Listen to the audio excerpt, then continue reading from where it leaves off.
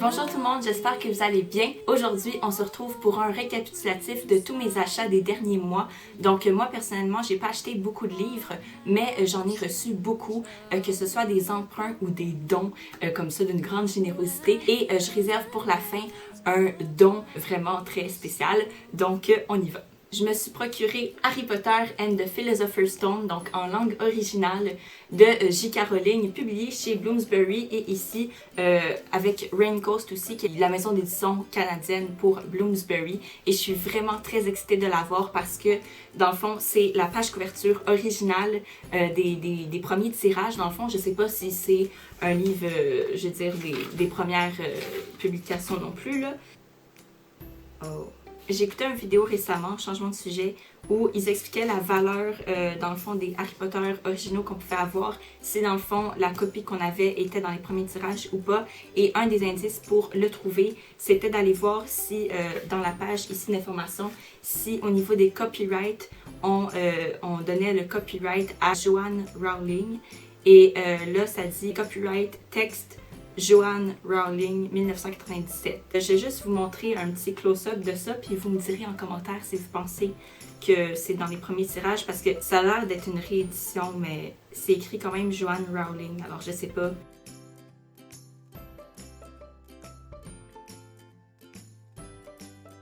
Ici, c'est écrit là, Joanne Rowling.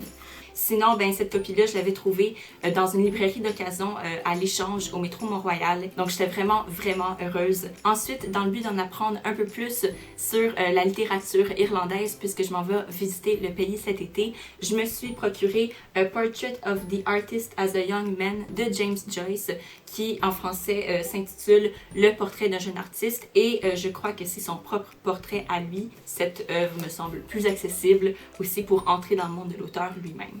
À Noël, j'ai reçu de ma meilleure amie et de toute sa famille un roman graphique qui s'intitule Je vois des antennes partout de Julie Delporté et publié à la maison d'édition Drawn and Quarterly, qui est une grande maison d'édition montréalaise et qui a beaucoup de succès nationalement.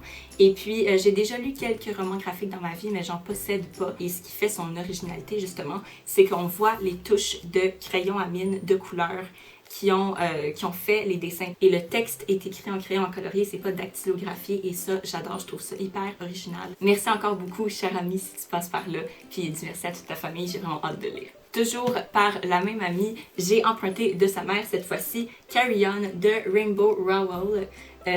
Désolée mon accent. Ça, c'est en lien avec un précédent roman que la même auteure a écrit qui s'appelle Fangirl. C'est l'histoire d'une jeune fille qui écrit une fanfiction, entre autres. Et puis, ce roman-ci va porter uniquement sur la fanfiction du protagoniste de Fangirl. On parle beaucoup de cette fanfiction-là comme étant, dans le fond, une réécriture de Harry Potter, où cette fois-ci, Harry Potter ne va pas tomber en amour avec Ginny Weasley, mais avec Draco Malfoy. De ma voisine, cette fois-ci, j'ai reçu un ouvrage qui n'est pas un roman, mais c'est comme un cahier de conseils et de trucs en rapport avec l'univers du spa. On va parler ici de huiles essentielles, de soins de la peau, de soins des cheveux, etc., etc. Donc ça ressemble un peu à ça à l'intérieur. Alors voilà, ça dit l'univers d'un spa chez soi et c'est publié par Uturbise. De la part de ma prof de yoga cette fois-ci, j'ai reçu un gros sac brun rempli de classiques de la littérature anglaise. Et moi, je n'ai pas lu beaucoup de classiques de la littérature anglaise parce que, évidemment, mon programme, c'est la littérature française. Donc, je suis vraiment curieuse de découvrir des nouveaux auteurs, des nouveaux titres et de les lire en langue originale parce que, dans le fond, ces livres-là ont été donnés à ma prof de yoga qui, elle, ne voulant pas les lire, me les a donnés à moi pensant que ça me ferait plaisir et ça me fait beaucoup plaisir. Ces ouvrages-là sont tous édités par la même maison d'édition, c'est la même couverture partout. C'est de la collection de la maison d'édition Great Reads et ça se présente comme ça. Alors voilà, c'est relié dans le dos, il y a toujours le titre qui est joliment écrit ici en lettres d'or. Et puis ici, on a affaire au Mayor of Casterbridge de Thomas Hardy. Cet auteur-là, je connais uniquement à cause de 50 Shades of Grey qu'on a dû lire à l'école. Le protagoniste, Anastasia, connaît Thomas Hardy. C'est cet auteur-là qui l'a fait aimer la littérature anglaise. Alors, merci 50 Shades of Grey. Ensuite, on a The Woman in White de Wilkie Collins. ici, avec tout le temps des belles petites images en avant, j'aime bien. Et puis, à l'intérieur, par exemple, c'est vraiment, vraiment petit.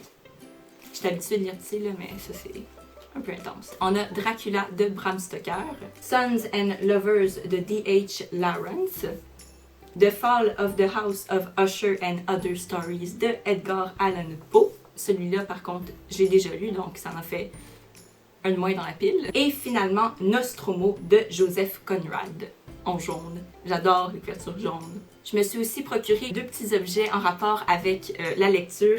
Et puis le premier, j'ai trouvé chez Renaud Bré. C'est une petite pancarte et ça dit « La lecture nuit gravement à l'ignorance ». Le deuxième objet, je suis tombée dessus dans la section solde d'un magasin de décoration. J'avais fini mon dernier examen de la mi-session en même temps que Coccinelle Rebelle de la chaîne du même nom ou de la chaîne Camille Cuisine. Si vous voulez aller la voir, je vous laisse les 2 liens de ces chaînes en barre d'infos. Donc avec elle, on est allé voir justement ce magasin de déco et je suis tombée là-dessus. Donc c'est une tasse avec une machine à écrire dessus, une dactylo.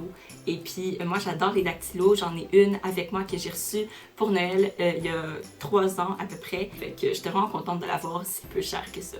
Finalement, pour la petite surprise, c'est que j'ai reçu 2 ouvrages de la maison d'édition Bouton d'Or Acadie qui se situe à Moncton, au Nouveau-Brunswick, au Canada. Et puis, cette maison d'édition-là, la diffuseuse de livres, soit Catherine, m'a contactée et m'a demandé si je voulais avoir un partenariat avec elle et j'ai accepté avec grand plaisir. C'est mon premier partenariat, je suis vraiment heureuse de découvrir, dans le fond, les 2 ouvrages qu'elle m'a donnés. Et puis, sans plus tarder, je vous les présente. Donc, le premier, c'est un roman pour ados que je vais me mettre à lire cette semaine pour avoir le temps dans le fond de vous en parler cette semaine avant que l'école recommence. Donc il s'agit de Une âme suffit, écrit par Ariane Gagnon-Roy et publié chez Bouton d'Or Acadie bien évidemment. Et ce que je trouve vraiment chouette et original, j'ai jamais vu ça ailleurs, c'est que dans le roman, ça dit que ça inclut une bande dessinée de Christian Quesnel. Le fait que dans un livre, il va y avoir 2 œuvres différentes avec des médiums différents, c'est fou. Puis la page couverture est très élastique, un fini lustré, glacé. Pas de chance d'abîmer ça dans son sac, par exemple. Fait que c'est bien pratique. Le deuxième ouvrage que j'ai reçu, c'est Le pêcheur et le renard de Marianne Dumas. Encore une fois, un livre bien maniable, donc surtout pour un enfant, c'est vraiment très pratique. Fini illustré, page couverture magnifique. Dans l'enveloppe que j'avais reçue ici et qui est assez volumineuse, j'ai aussi reçu des pamphlets dans le fond qui expliquent tout le contenu de la maison Bouton d'Or. Donc ici les pamphlets et dans le fond ils se divisent en étagères et chaque étagère pamphlet correspond à une tranche d'âge et ensuite conseille les livres, présente les livres de cette étagère là aux lecteurs. Par exemple à l'étagère tout terrain